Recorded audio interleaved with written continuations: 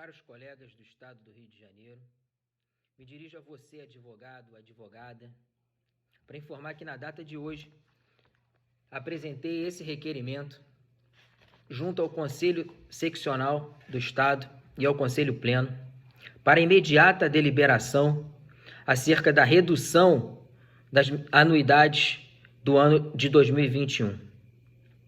Eu solicito nesse requerimento uma redução de no mínimo 40% para a advocacia em geral e no mínimo 50% para os jovens advogados e aos advogados idosos. Nesse requerimento também, eu solicito a apresentação de planilha das despesas e receitas previstas e programadas para o ano de 2021. Solicito ainda a comprovação das despesas do ano de 2020 e do ano de 2019 e a previsão para as mesmas despesas do ano de 2021 daqueles serviços mencionados no informativo da ordem que justificam, segundo a própria ordem, a manutenção do valor das anuidades. Solicitei também a ata da Assembleia com o nome dos participantes e das pessoas que votaram pela aprovação da anuidade do ano de 2021, para que você, advogado, possa, por mais uma vez, verificar quem está do seu lado e quem faz apenas bravata. É inadmissível a Ordem dos Advogados do Brasil, diante de tantos requerimentos que foram formulados durante a pandemia, diante da notória ocorrência dos fatos acerca da crise implementada no nosso país e que atinge em cheio a advocacia, é inadmissível que a Ordem dos Advogados ignore a pandemia e fixe uma anuidade igual ao valor da fixada no período pré-pandemia. Falo em jovem advocacia, falo em respeito ao jovem advogado, mas o que se faz na prática é uma política de dependência desse jovem advogado, com a distribuição de cargos em comissões, participações em lives, e assim como os outros advogados também. É um ciclo vicioso, em que o advogado não consegue enxergar o que efetivamente ocorre na nossa seccional. Na França, se tem uma estimativa de 40% dos advogados que irão deixar a advocacia. Eu fico imaginando isso aqui no Brasil. E a manutenção do valor da mensalidade, da anuidade, ela faz com que o advogado se torne inadimplente e não consiga exercer a sua profissão para o seu sustento, inclusive para o pagamento da própria anuidade.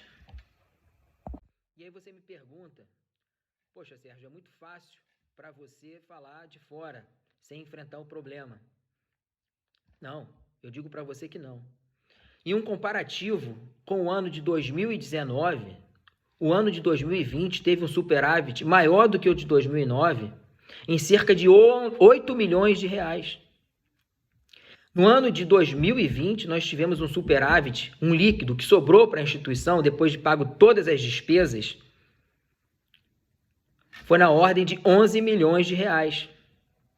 No ano de 2019, nós tivemos essa receita líquida, no final de tudo, no valor de 3 milhões. Então, o que se diz hoje para você não leva em consideração o que está, inclusive, divulgado na própria página da Ordem dos Advogados, no portal da suposta transparência.